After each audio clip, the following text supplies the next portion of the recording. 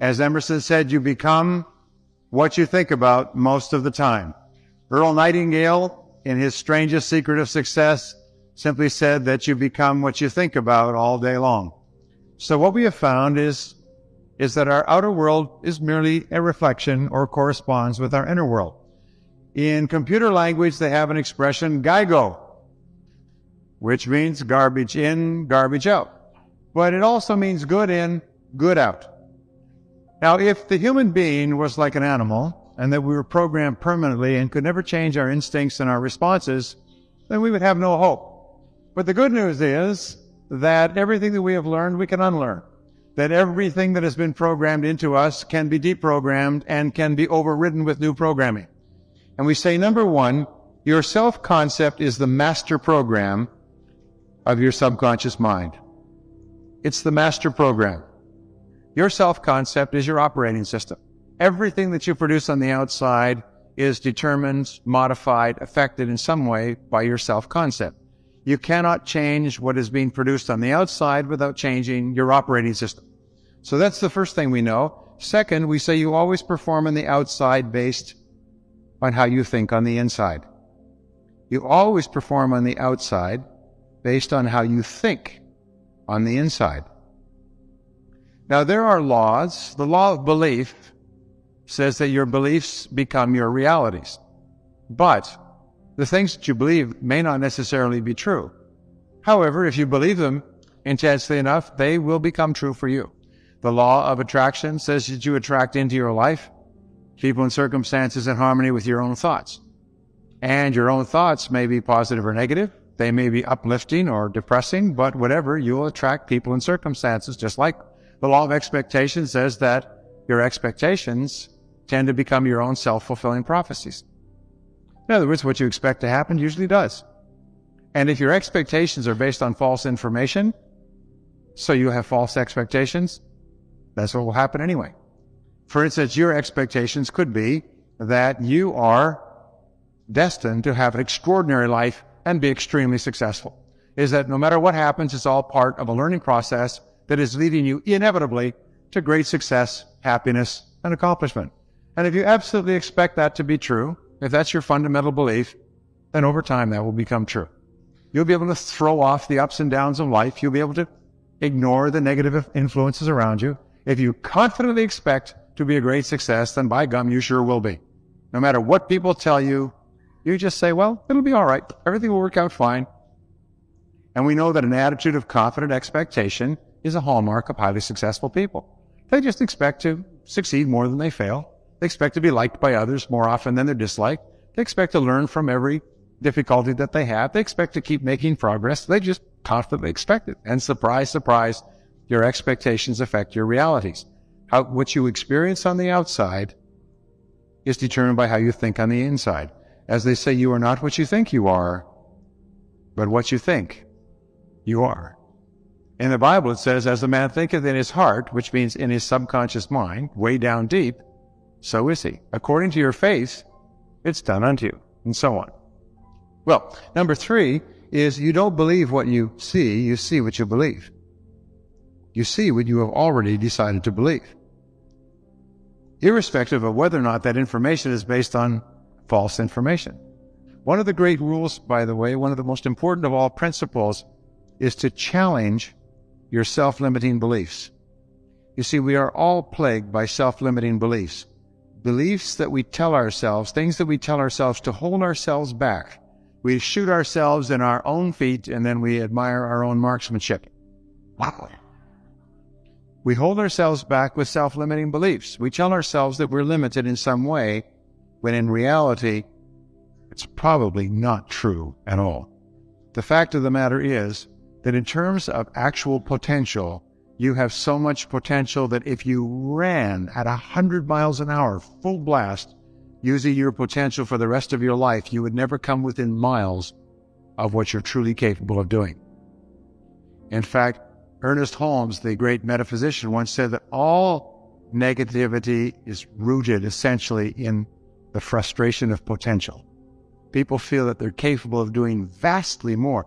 Nelson Mandela, in his talk to the Nobel Prize Committee, when he received his Nobel Prize, said, "Our great problem is not that we feel that we are powerless, but that deep down inside we feel that we are powerful beyond measure." Powerful beyond measure. That you are powerful beyond measure. It's an incredible thought. It's almost a scary thought, isn't it?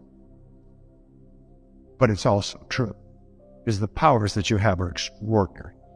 And as William James said, we live habitually well within our powers. We have enormous reserves of potential that we habitually fail to use. Which brings us to number 4, all performance, all improvement in personal performance begins with an improvement in your self-concept. All improvement in personal performance, in what you do on the outside, begins with an improvement in your self-concept, in your beliefs about yourself. When you change your beliefs about yourself on the inside, you change the reality of your life on the outside. Number 5 is there is a relationship between self-concept and performance. Your self-concept precedes and predicts your levels of performance and effectiveness in everything you do. The self-concept always comes first. It's always as within, so without. It always begins on the inside and radiates outward. I heard that for years. The average person uses only 10% of their potential. The average person uses only 10% of their potential, and so on.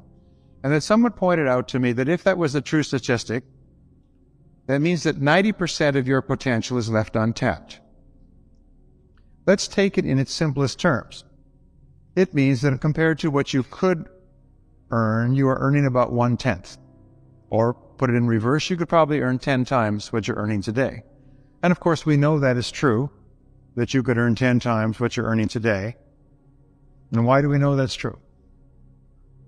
Because there's lots of people doing it. Lots of people your age who are doing it. Lots of people started off with nothing who are doing it. Lots of people in your field who are doing it. So obviously it's doable. If there was only one person in America earning 10 times as much as you're earning, then you could say, well, that's a coincidence. But if there's hundreds and thousands and millions of them, well, then maybe we have to say there's something going on here. And whatever anyone else has done, you can do. Whatever anyone else has learned to get from where they were to where they are, you can learn as well. But of course, the statistics, according to Stanford, are a little bit worse than 10%. The average person, according to Stanford, uses only about 2% of their potential. The average person has got a lot of potential, but they're saving it up for a good purpose, yet to be determined. We also know there's a direct relationship between the amount of your potential you use and your self-concept. And since the average person, let's use 10% as a generous estimate, since the average person's self-concept is far more limited than it needs to be, then your level of effectiveness is limited as well. We also know something else. We know that your self-concept is subjective. In other words, what you think and feel and believe about yourself is not based on reality. It's not based on fact. It's based on information that you have taken in and accepted as real, and as a result, it has become true for you. Most of our self-limiting beliefs have no basis whatever in reality. If you ask an adult, can you play a violin? He'll say, no, I don't play a violin. If you ask a child, the child will say, I don't know, I haven't tried yet. The adult is very, very quick to shoot themselves in the foot. The adult is wide open. The child is like the teacher goes up to little Bobby and says, Bobby, what are you doing? He says, well, I'm drawing a picture of God. She said, you can't do that. Nobody knows what God looks like. Yeah, well, they will when I'm done. In other words, young people don't have all the blocks. We say we're old and mature now. You know what older and more mature and wise means? It means we've sold ourselves out. We've settled for less. We put our dreams in the closet, as they say. We've accepted that we're limited, and whenever possible, we'll encourage as many other people to think the same way too. So we know that your self-concept controls your performance, and your self-concept is subjective. Think about that. You think that you're not good in some particular area of life? You think that your income is limited? It's subjective. Now let me explain to you what I mean. We each have a series of mini self-concepts. You have a self-concept for how you dress, and you have a self-concept for how you play a musical instrument, and a self-concept for how well you tell jokes, and speak in public, and a self-concept for how punctual you are, and how well you use your time, and how much you read, and whether or not you listen to audio programs in your car. You have a self-concept for how smart you are, how creative, how quickly you learn, what kind of a memory you have. You have a self-concept for how likable and personable you are with others. If you're a salesperson, you have a self-concept or a mini self-concept for each of the different parts of selling. For instance, for telephone skills, prospecting, approaching, questioning, presenting, answering objections, closing, and so on. You have a whole series of tiny little self-concepts that put all together combine to give you your overall self-concept as how you are as a salesperson. You have a self-concept for what kind of a parent you are, what kind of a child you are to your parents, what kind of a husband or wife, what kind of a lover you are, what kind of a drinker you are, how much you drink, how much you weigh. You have a self-concept for your manners. You have a self-concept for every part of your life that you consider important. By the way, men have a self-concept for driving. All men are excellent drivers in their self-concept. This, by the way, ladies, is a genetic thing. We have an extra chromosome that has not yet been discovered for excellent driving. You can tell, by the way, when your self-concept is challenged, your inner beliefs about yourself, is because you instantly react negatively. You're just like your mother. You're never on time. If it's a clash with what you believe yourself to be, you react defensively and angrily. It's just natural. You have what are called triggers that a person can just push and get you going. So gentlemen always have the ability to drive well. And any lady who has ever corrected a man's driving knows that we do not respond too well to it. Women, by the way, have a self-concept for manners. Women are absolutely wonderful about manners. It is women that actually hold society together because they're so cognizant of the correct ways to do things.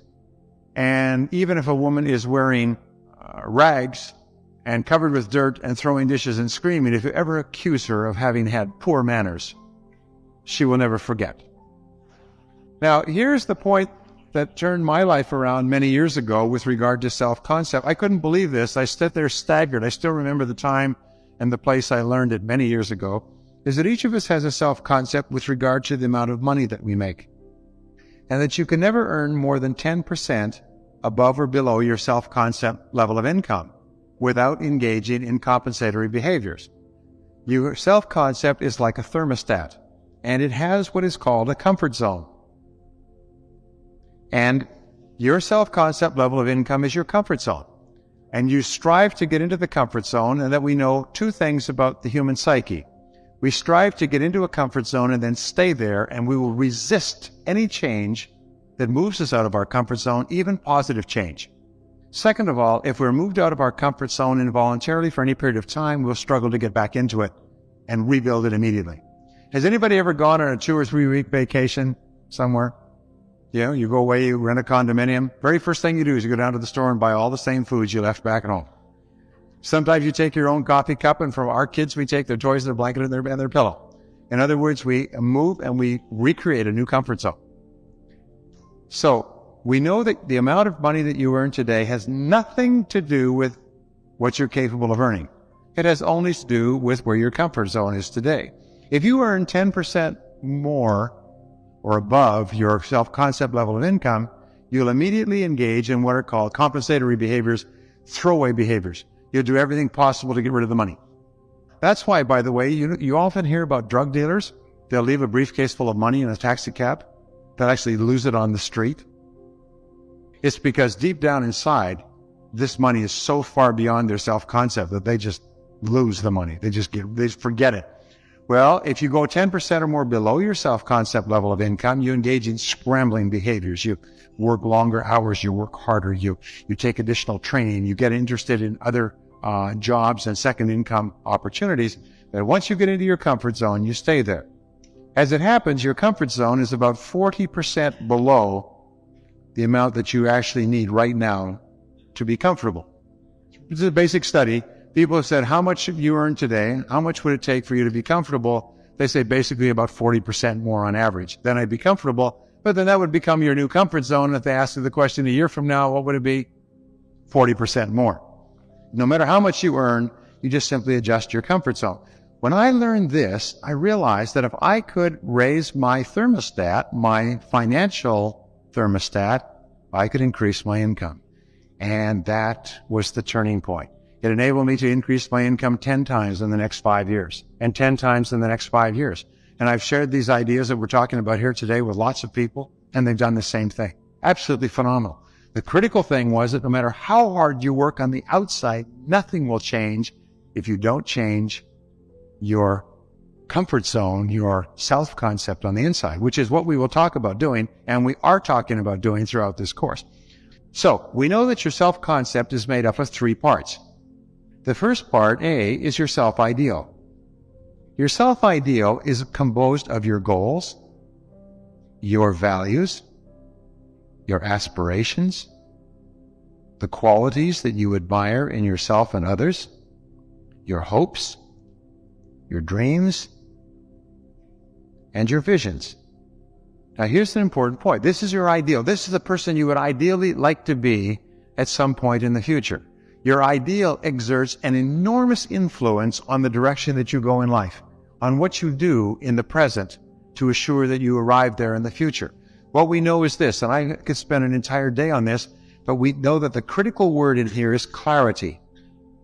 Successful people are very clear about who they are and where they're going and what they want to go and what to do and what they want to accomplish. They're very clear. And as a result, this acts almost like a magnet, and it pulls them forward in the direction of making their ideal into their real.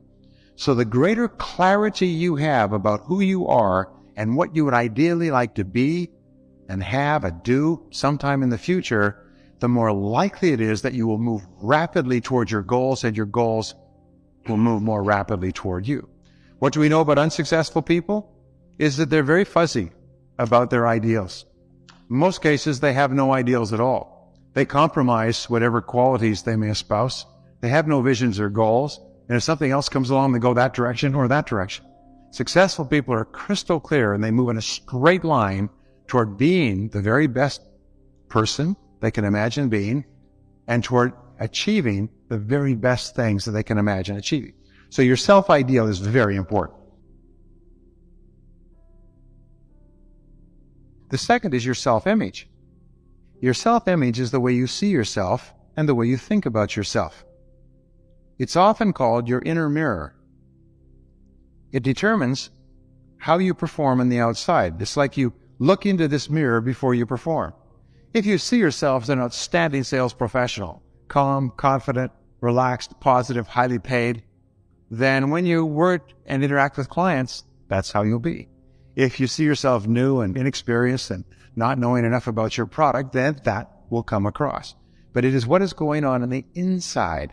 And we know with self-image modification, if you change your mental pictures, about yourself, if you begin to visualize and imagine yourself as you would like to be, that mental picture is accepted by your subconscious mind as a blueprint or a command, and you act on the outside consistent with the mental picture. Here's a key point. If you have something important coming up, every time you think of it, visualize and imagine yourself calm, confident, relaxed, and the whole situation coming out perfectly. Before you go to bed at night, before an important day, the last thing you think about is you visualize and feed your mind with a picture of yourself performing at your very best. Then your subconscious mind takes that picture into the laboratory and works on it all night long. The next morning, next day, when you get out and you go into that situation, you'll find that you function beautifully. All top athletes, all Olympic athletes use these techniques all the time to train themselves, continually visualizing themselves at high levels of performance. Very important. C is your self-esteem. Now, your self-esteem is really the core of everything. Your self-esteem is how you feel about yourself. Your self-esteem is the reactor core of your personality. It's what determines your level of energy. It determines what kind of a person you are. People with high self-esteem are likable and personable. They get along well with other people. They feel good about themselves. They're seldom sick. They have high levels of energy. People with high self-esteem are the most desired and desirable people in our society. The two characteristics of high performance in selling are high self-esteem and high self-responsibility, and each one feeds the other.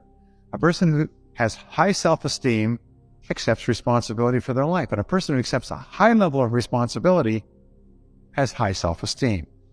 And the very best definition of self-esteem is how much you like yourself. How much you like yourself. How much you like yourself as a parent. How much you like yourself as a sales professional. How much you like yourself as a spouse. How much you like yourself as a man or a woman.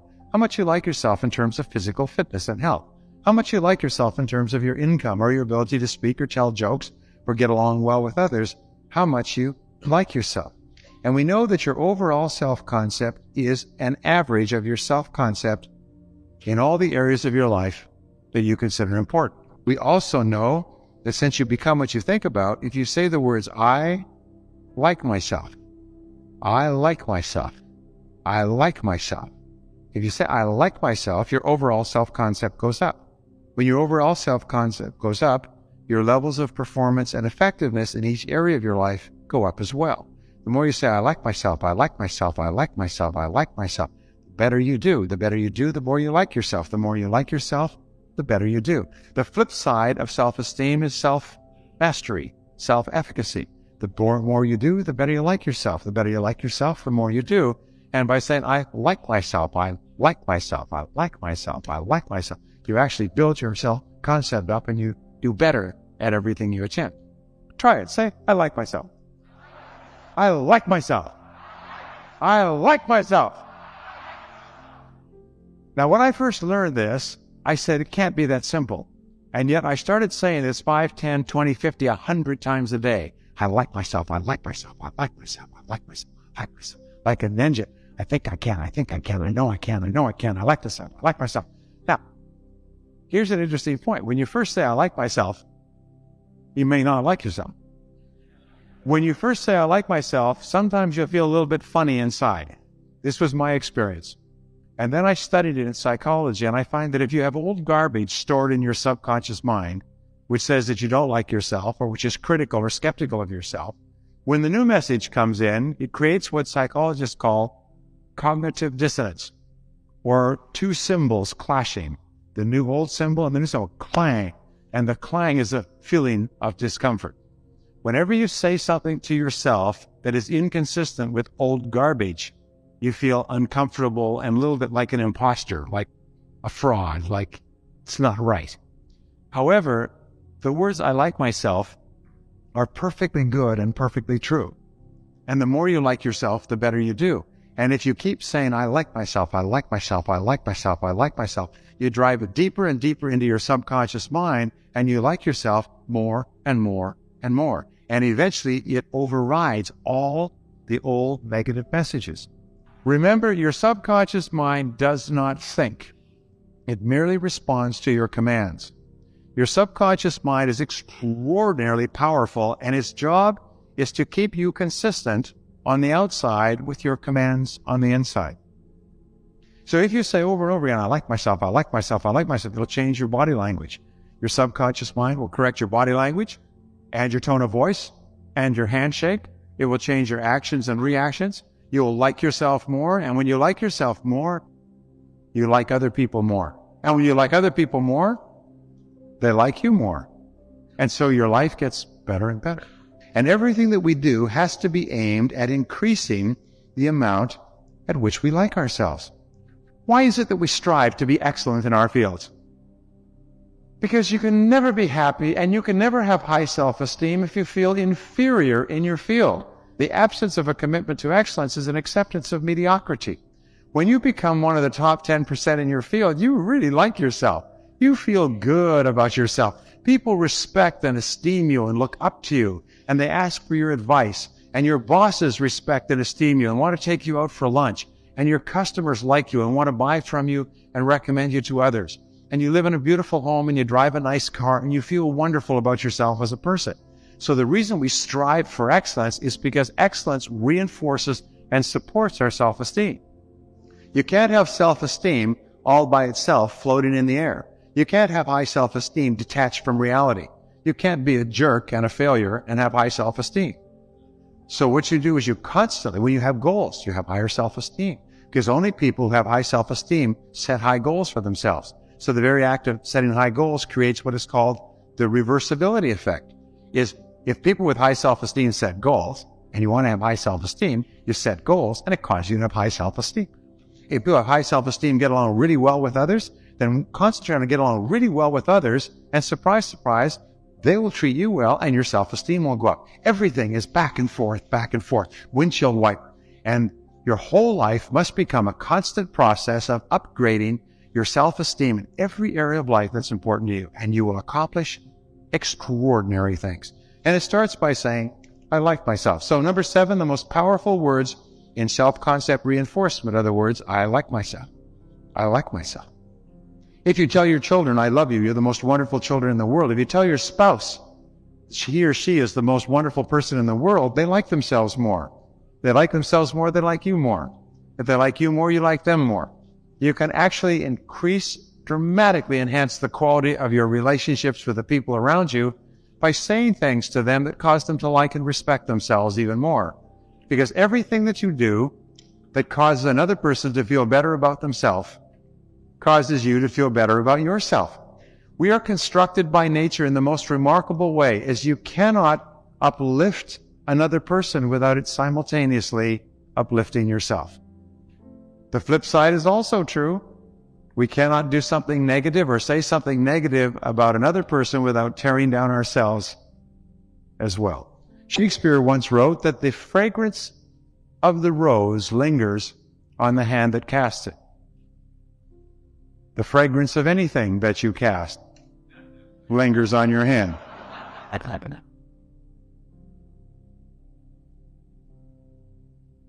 Number 8, there are 2 major obstacles to high performance. The first, A, is the fear of failure. The fear of failure is learned in early childhood when children are told over and over again, no, stop, don't, get away from there, stop touching that. Children hear the first word they hear over and over again is no, stop, no. Children are driven by instinct to touch and taste and smell and feel and get into everything. They're little kamikaze pilots. They have no sense of danger. Nothing. And parents are always trying to protect them by saying, no, stop that, get away from there, leave that alone, put that down, now look what you've done. Children eventually, if they are verbally, emotionally, and physically disabused, begin to develop the feeling, I can't.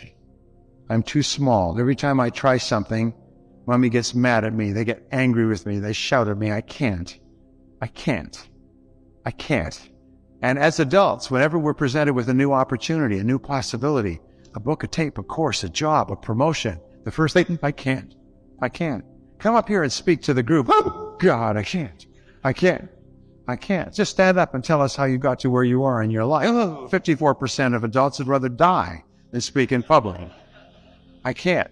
So whenever you're confronted with an opportunity to do something different, your natural response, which is taking you out of your comfort zone, I can't. We always feel this fear of failure in our solar plexus. It starts in the front of our body, and our solar plexus moves up through our stomach to our heart, our lungs, our throat, can even give us headaches, can cause us to, our bladder to go loose and cause us to have to run and go to the bathroom. This fear of failure is terrible. And the way that you countermand the fear of failure, whenever you think of something that is fearful, you say the words which override these words. The words are, I can do it. I can do it. I can do it. I can do it. Tell your kids you can do it. Tell your spouse you can do it. Tell your friends you can do it. Tell people who are looking at a new challenge you can do it. Start a business, you can do it. Call on a big customer, you can do it. Just tell people you can do it, because every single time you reinforce somebody else, you reinforce your own courage. What is the word encourage? It is to instill courage into. When you encourage other people, you actually encourage yourself. And remember, fear is the big enemy. Our job is to get rid of this fear of failure.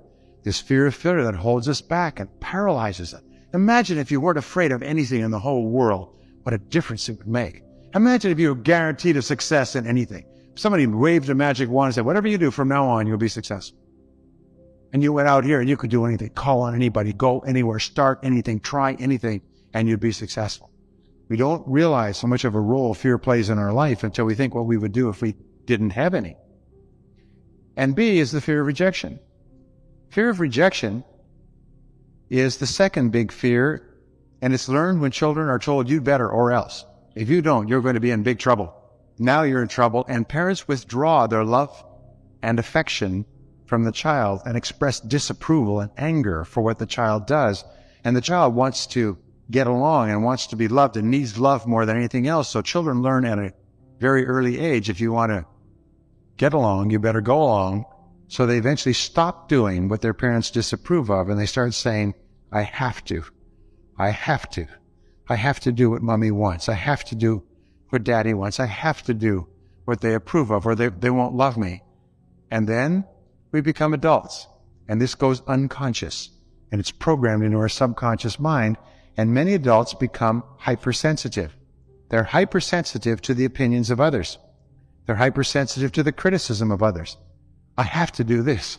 I have to do that. If I don't do this, he won't like me. She won't like me. They won't like me. They'll disapprove of me. So therefore, we become hypersensitive.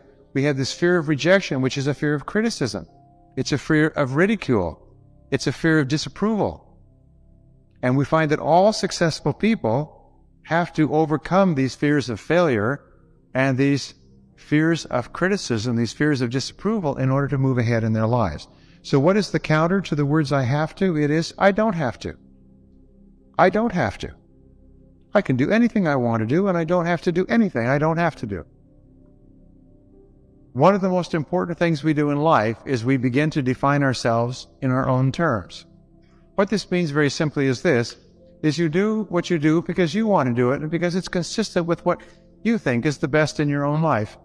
And you don't do it or not do it because you're afraid of what others might think.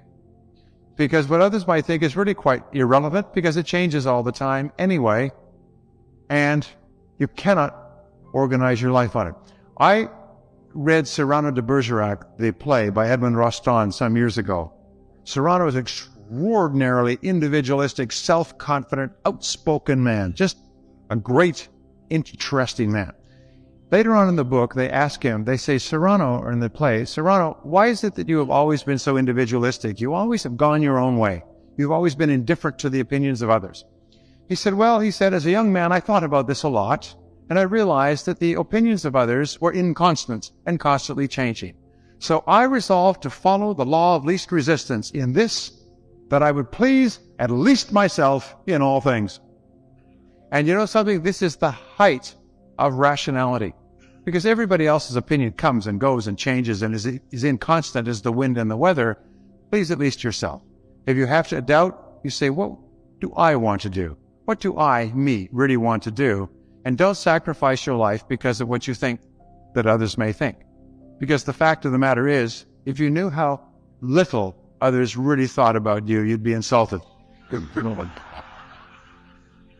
Don't ever sacrifice your life because of your concern with what you think others may think. Many people stay in bad relationships and bad jobs because why? Because they're afraid that others will be really upset if they leave. And when it finally reaches the point where they can't stand it anymore and they leave, and they turn and say, well, I've left that job or that relationship. And that person says, yeah, I wonder why you stayed there for so long. It's been obvious to everybody for years it wasn't working out. And you thought you put on a great show, that you were really impressed people, that nobody knew about this. Everybody knows. Here's the second rule. Remember I said people don't change? Rule number 2. Everybody knows everything.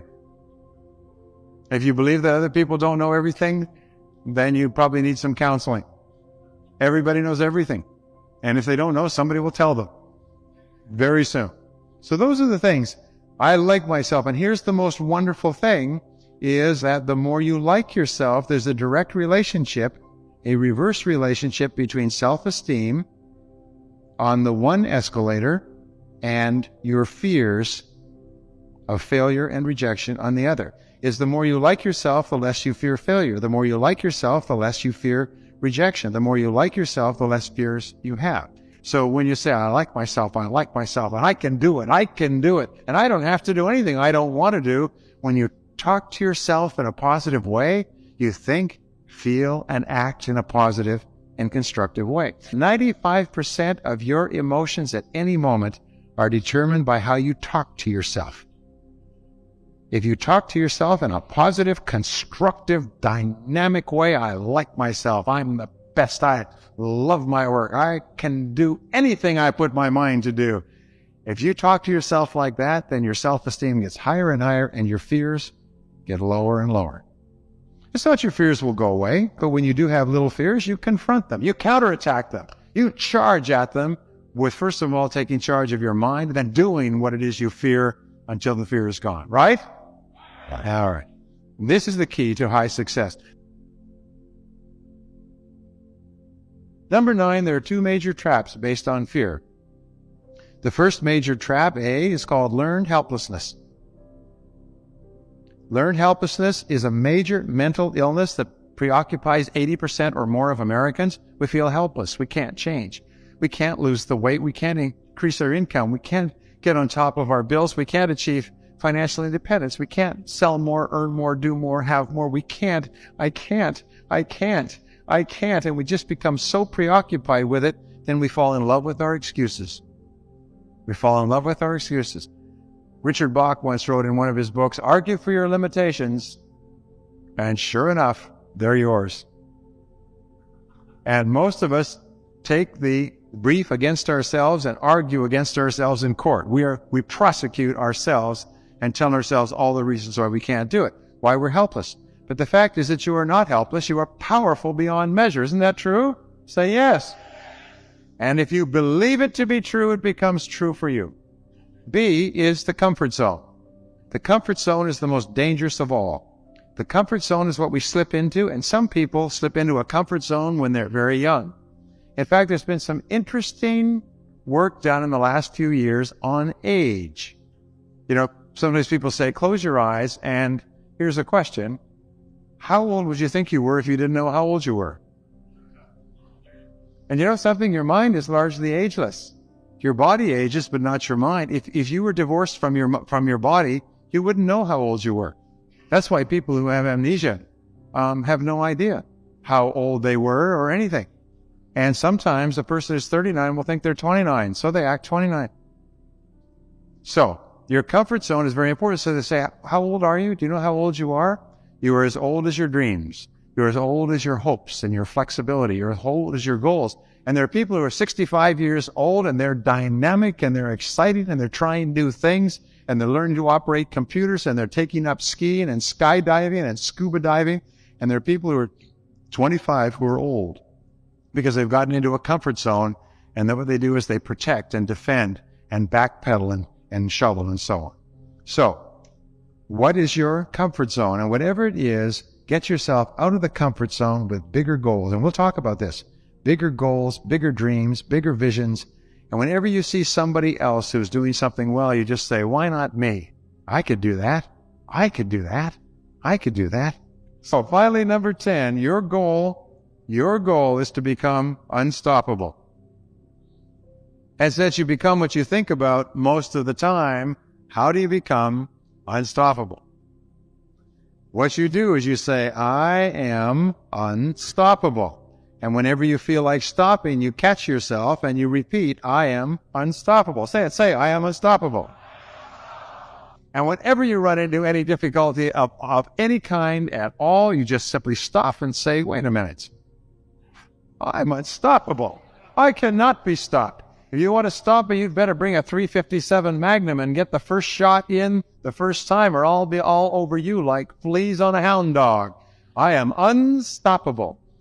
I studied this for 30 years, and I've concluded that everything that we learn about the development of character and personality comes to a peak at being unstoppable. Being the kind of person that launches and refuses to stop until you darn well achieve what you want to achieve, right? Be unstoppable. And the more you like yourself, the more you persist. The more you like yourself, the less likely you are to stop. And you know what we have found is that people who don't stop eventually succeed greatly. And the number one reason for underachievement is people stop. Is that there's no limit on what you can accomplish if you're absolutely crystal clear about where you're going and you're crystal clear about who you are. on the inside, and you like yourself and you don't stop. But here's the most incredible thing. It takes tremendous self-discipline to do these things, because every single force in our psyche pulls us back. And every time you persist, every time you use your discipline to persist, you increase your self-discipline. And every time you increase your self-discipline, you increase your propensity to persist. And every act of self-discipline and persistence raises your self-esteem, because you like and respect yourself more, because you know you're the kind of person who didn't quit when others did. And when you like yourself more, it gives you greater discipline and greater propensity to persist. So all of these qualities, which are acts, behaviors that you do as a conscious result of willpower, you decide, by gum, that's what I want. By gum, this is who I am. By gum, that's where I'm going. And when you refuse to quit, you like yourself more and more, which makes it less and less likely that you'll ever quit. And you'll finally reach the point where people will say, well, she will never quit. If she says she's going to do it, she's going to do it. You can take that to the bank. He will never quit. He's not the kind of person that quits. Once he says he's going to do something, one thing I know about him is he will never, never stop. When you get that kind of a reputation, not only is your great success materially guaranteed, but your happiness and your respect and esteem in life and with the people around you is guaranteed as well. You become one of the finest people in our society, and you did it because you made yourself. You sculpted yourself. You crafted your own personality. It wasn't done to you or for you or with you. You did it yourself, which causes you to like yourself more, which makes you persist even more, which raises your self-discipline, which makes you more likable and more personable person, and which makes you more successful in everything you do.